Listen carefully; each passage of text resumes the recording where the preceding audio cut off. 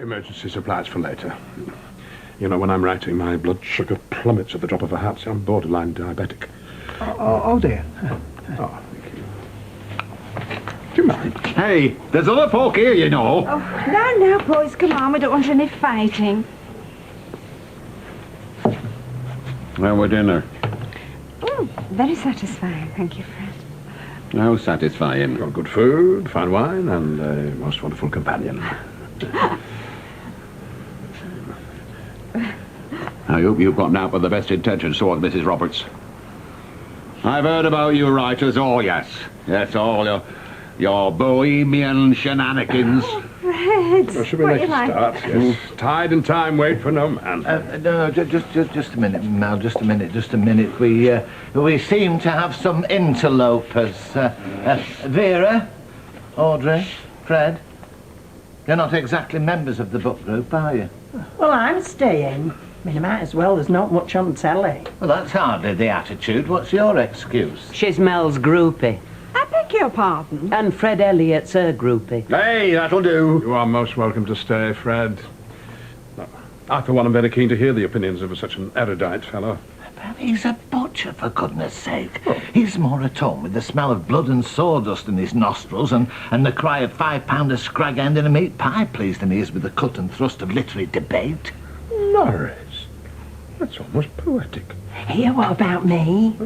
Yes. Salt of the earth, sit down. Can we get on, please? I hope you'll be treating us to some hard grinding this evening. Well, I thought I might read a passage or two. Not again. I was hoping we'd look at something more modern, more cutting edge. I don't know why you bother to come if all you can do is moan. Why don't you go home and write one of your columns about dog muck? Well, at least I tackle contemporary issues. Oh, yes, the angry young man who turned into the slightly peeved old man. Not so much look back in anger as look back in a rather bad mood.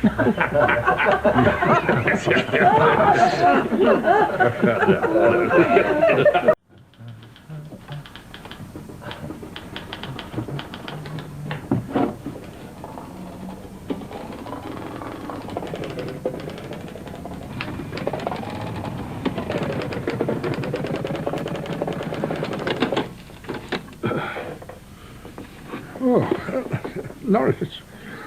It's a tape. All that typing. You lied to me. No, never. Creative license, that's all I'm guilty of.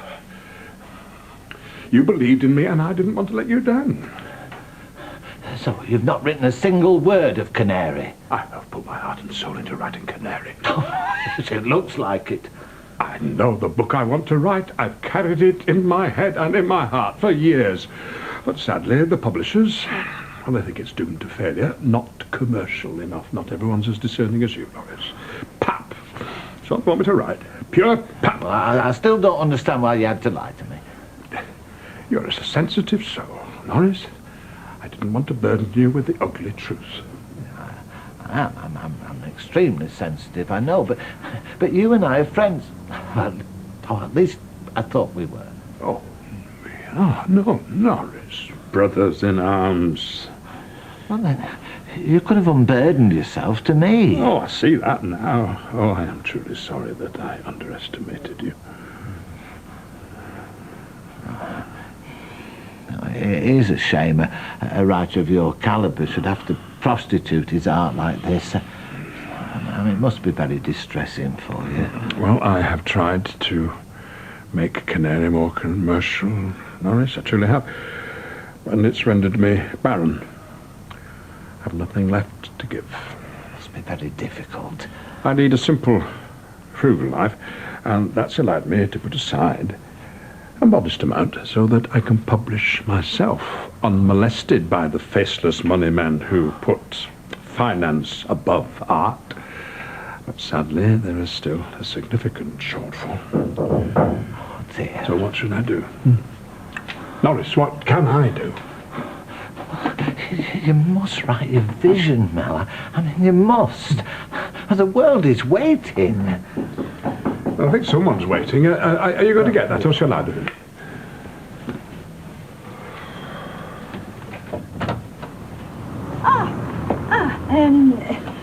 Mel left his tie in my car. Yes, well, now's not a good time. And anyway, why couldn't you give it to him at the book group? Audrey, my dear Audrey, do come in. Hi, Mel. Oh, are you all right? Oh, you're looking a little flushed. Yes. The life of a writer is not a happy one. What's the matter? It's got a creative dichotomy. Oh, right. When I sit down to write, I ask myself one simple question. Will the world be a better place for having this piece of literature in it?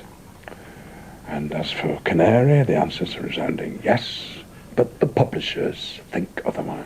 It must be true to your artistic vision. I'm sure you're on the right track, and your loyal readers will vindicate you. Morris, there won't be any readers unless somebody will publish his book. Well, that's why he wants to publish himself. Oh, well, doesn't that cost a lot of money? Sadly, yes. I have sold everything that I own to raise funds. Everything. But I will not sell my soul. So I'm afraid I still find myself somewhat short.